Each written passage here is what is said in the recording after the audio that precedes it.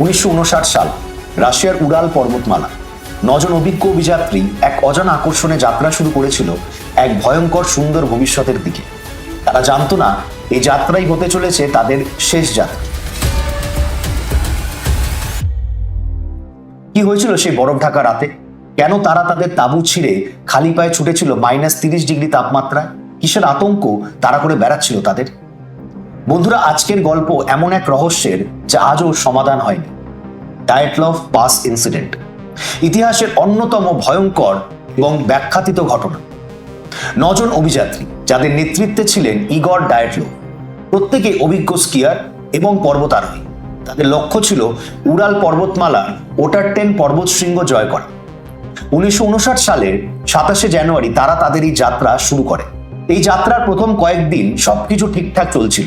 28শে জানুয়ারি একজন অভিযাত্রী Yuri Udine অসুস্থতার কারণে ফিরে যেতে বাধ্য হন। তিনি জানতেন না এই অসুস্থতাই তাকে বাঁচিয়ে দিয়েছিল ইতিহাসের এক মর্মান্তিক পরিণতির থেকে। 1 ফেব্রুয়ারি তারা ডেড মাউন্টেন বা মৃত্যু পর্বতের ঢালে তাদের শেষ ক্যাম্প স্থাপন করে। উচ্চতা ছিল প্রায় 3500 ফুট, তাপমাত্রা -30 ডিগ্রির নিচে। রাত নামল, বরফে ঢাকা শান্ত পর্বতমালা। ভেতরে হয়তো তারা একে অপরের সাথে গল্প করছিল, ভবিষ্যতের স্বপ্ন দেখছিল, কিন্তু বাইরে তাদের জন্য অপেক্ষা করছিল এক অজানা অচেনা বিভীষিকা। 2 ফেব্রুয়ারি তাদের ফিরে আসার কথা ছিল, কিন্তু তারা আসেনি।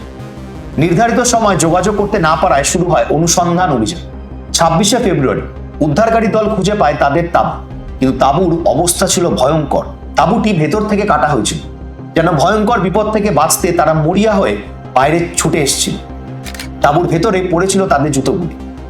তাঁবু থেকে প্রায় 500 মিটার দূরে উদ্ধারকারী দল খুঁজে পায় 2টি মৃতদেহ, ইউরি ডরোশেঙ্কো এবং জর্জি ক্রিভনিশেঙ্কো। তাদের হাতে ছিল পোড়ার চিহ্ন, কাছেই একটি পাইন গাছ, তার ডাল ভাঙা। দেখে মনে হচ্ছিল যেন তারা কোনো উঁচু জায়গা থেকে কিছু দেখার চেষ্টা করছিল। এর কয়েকদিন পর আরো 3টে মৃতদেহ পাওয়া যায়, ডায়েটলভ, জিনা কলমোগরোভা এবং রুস্তেম স্লোবোদিন। মনে হচ্ছিল তারা তাদের তাঁবুর দিকেই ফেরার চেষ্টা করছিল কোনো সাহায্যের খোঁজে। রুস্তেমের মাথায় ফ্র্যাকচার ছিল, কিন্তু সবচেয়ে রহস্যজনক ছিল তাদের পোশাক। কিছু পোশাক অন্যদের মৃতদেহ থেকে খুলে নেওয়া হয়েছিল।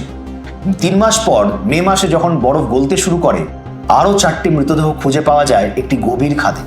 নিকোলাই থিবেও ব্রিনল, সেমেন জলোতেরভ, আলেকজান্ডার কোলেভাতভ এবং লুডমিলা দুবিনিনা। তাদের আঘাত ছিল আরো ভয়ঙ্কর। নিকোলাই এবং সেমেনের পাঁজর ভাঙা ছিল, যেন প্রচন্ড জোরে ধাক্কা লেগেছিল। কিন্তু সবচেয়ে ভয়ঙ্কর ছিল লুডমিলার অবস্থা। তার জিভ, চোখ এবং চোয়াল সম্পূর্ণভাবে উধাও ছিল, এবং তাদের কাপড়ে পাওয়া যায় উচ্চ মাত্রার রেডিয়েশন। এ যেন এক সত্যি ভুতুড়ে গল্প। কি হয়েছিল সে রাতে? এই ঘটনার পেছনে উঠে এসেছে অসংখ্য তত্ত্ব। কেউ বলে হঠাৎ বরফের ধস নেমেছিল, কেউ বলে রাশিয়ার সামরিক বাহিনীর গোপন পরীক্ষা চলছিল, আবার কেউ কেউ বিশ্বাস করেন এর পেছনে ছিল ইয়েতি বা এক ধরনের বরফ মানবের আক্রমণ। এমনকি ইউএফএরও তত্ত্ব কিন্তু সামনে এসেছে, কিন্তু কোনো তত্ত্বই এই ঘটনার সম্পূর্ণ ব্যাখ্যা দিতে পারেনি। কেন তারা নিজেদের তাঁবু কেটে খালি পায়ে ছুটেছিল? কেন তাদের পোশাকের কিছু অংশ অন্যদের মৃতদেহ থেকে খুলে নেওয়া হয়েছিল? কেন লুডমিলার জিভ, চোয়াল এই সমস্ত উধাও হয়ে গিয়েছিল? আর কেনই বা তাদের কাপড়ে ছিল রেডিয়েশনের চিহ্ন? ডায়েটলভ পাস ইনসিডেন্ট আজও এক অমীমাংসিত রহস্য। 9 জন অভিযাত্রী যারা প্রকৃতির কোলে হারিয়ে গিয়েছিল এক ভয়ঙ্কর এবং অদ্ভুত রাতে, তাদের শেষ পরিণতি কি ছিল? ভয়ঙ্কর এক প্রকৃতির খেলা, নাকি এর পেছনে লুকিয়ে আছে আরো গভীর কোনো রহস্য, কোনো ষড়যন্ত্র যা আজও মানব জাতিকে ভাবিয়ে তোলে? আপনাদের কি মনে হয় ডায়েটলভ পাসে ঠিক কি হয়েছিল? কমেন্ট করে জানান আপনাদের মতামত।